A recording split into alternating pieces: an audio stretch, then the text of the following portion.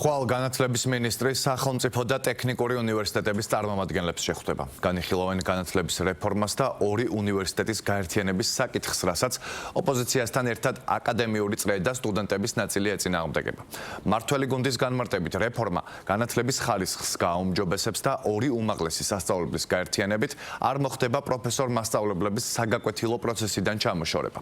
საქართველოს პარლამენტმა ზოგადი და უმაღლესი განათლების შესახებ კანონებში შესატანცვლილებებს მხარი მესამე მოსმენით გუშინ დაუჭირა.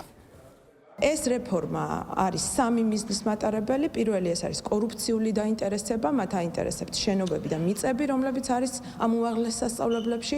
მეორე ეს არის, რა თქმა უნდა, აკადემიური თავისუფლების შეზღუდვა და ამ კანონ პროექტით ისინი ფაქტიურად გზას უხსნიან საკუთარ თავს, რომ ნებისმიერ უნივერსიტეტში ნებისმიერი ცვლილება განახორციელონ აკადემიური საბჭოების გვერდის ავლით და სტუდენტების გვერდის ავლით. მესამე არის ქუთაისის საერთაშორისო უნივერსიტეტის პოზიციების გამყარება, კვოტებს ვერ ავსებენ ამ უნივერსიტეტში და უნდათ რომ ეს მთელი ნაკადი, რომელიც ტექნიკურ უნივერსიტეტში მიდიოდა, გადავიდეს ქუთაისის საერთაშორისო უნივერსიტეტში, რომელსაც ურგებენ მთელ საკანონმდებლო ბაზას. ოპტიმიზაცია რესურსების მხოლოდ წაადგება განათლების სისტემას, ეს იცის ძალიან კარგად ყველამ.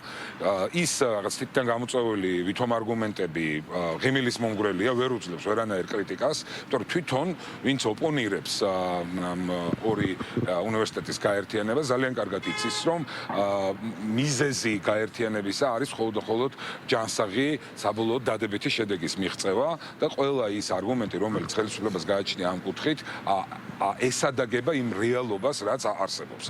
ამიტომაც ყველა მიმართულებით ჩვენს მიერ გადადგმული ნაბიჯები განათლების რეფორმის თვალსაზრისით საბოლოო ჯამში მხოლოდ პოზიტიური და დადებით შედეგს მოითხოვს.